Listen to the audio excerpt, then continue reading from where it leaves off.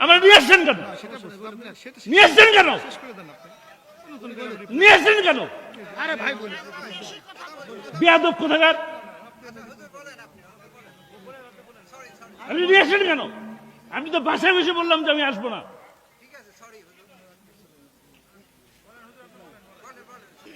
বক্তারে দাওয়াত দিয়ে কি বেঁচে দিছেন নিজেকে? বেঁচে দিছে নাকি? তাহলে রাত 12টা বাজাবে কেন? আমার ঘুমের প্রয়োজন নাই? আমার ড্রাইভারের ঘুমের প্রয়োজন নাই? আসসালামু আলাইকুম। একজন বক্তাকে আপনারা দাওয়াত করে এনেছেন মানে তার মানে এই নয় যে সেই বক্তাকে আপনারা একেবারে কিনে নিয়েছেন। একজন বক্তা আপনাদের রিকোয়েস্ট রাখার জন্য সে আপনাদের মাহফিলে আসলো, কিন্তু সে কি খাইছে কি খায় না, সে কখন যাবে, তার শরীর সুস্থ আছে কিনা সেটা একটু আপনারা যাচাই বাছাই করেন না। কিসের কমিটি হয়েছেন আপনারা? এই যে হুজুরকে আপনারা দাওয়াত করে এনেছেন, রাত বাজে 12টা, সে কখন বাড়ি যাবে, সে কখন ঘুমাবে, সে কখন একটু বিশ্রাম করবে বলতে পারেন আপনারা? কেন সে বক্তাকে 12টা বাজার পরও আপনারা ওয়াজের মধ্যে তুলে দেন নাই? কেন তাকে বসায় রাখলেন এতক্ষণ পর্যন্ত? রাত 12টা বাজার পরেও আপনারা কেন টাকা তুলতেছেন, চাদর পাঠাচ্ছেন টাকা তোলার জন্য? আপনাদের মাহফিল করার সামর্থ্য না থাকলে আপনারা মাহফিল করবেন না? মাহফিল করার আপনাদের তো ফরজ হয়নি, আপনারা মাহফিল করবেন না। যখন আপনাদের সামর্থ্য থাকবে তখন আপনারা মাহফিল করবেন। কেন আপনারা সামর্থ্য না থাকার কারণে মাহফিল করেছেন? এই মাহফিল কমিটির কাছ থেকে 1 পয়সা নেই নাই, ঠিক আছে?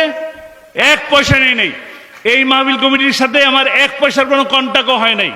আর সব বক্তারা তো টাকা নেয় না, কিছু বক্তা তো নিজের পকেটের টাকা দিয়ে আসে। এরা ওয়াজ করে টাকার জন্য, কন্ট্যাক্ট করে তারা ওয়াজ করে নাকি? কেন আপনারা এই হুজুরকে রাত 12টা বাজার পরেও আপনারা ওয়াজ করতে দেন নাই? সে কখন বাড়ি যাবে, সে কখন ঘুমাবে, সে কখন বিশ্রাম করবে? কমিটি হয়েছেন আপনারা? কমিটি হয়েছেন?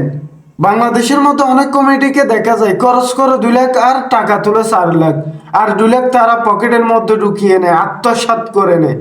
আর হিসাব দেওয়ার সময় তারা বলে ওই কাজে এত টাকা খরচ করেছি, ওই কাজে এত টাকা খরচ করেছি। উল্টো আমাদের পকেট থেকে 20,000 টাকা 25,000 টাকা ঢুকে গেছে, এই বাহানা নিয়ে তারা পার পেয়ে যায়। আবার এমন এমন ভিডিওর মধ্যে দেখা যায় হুজুরকে তারা কখনো দেখে না, কন্ট্যাক্টও করে না, দাওয়াতও দেয় নাই, অথচ তারা পোস্টারে নাম লিখে টাকা তুলতেছে।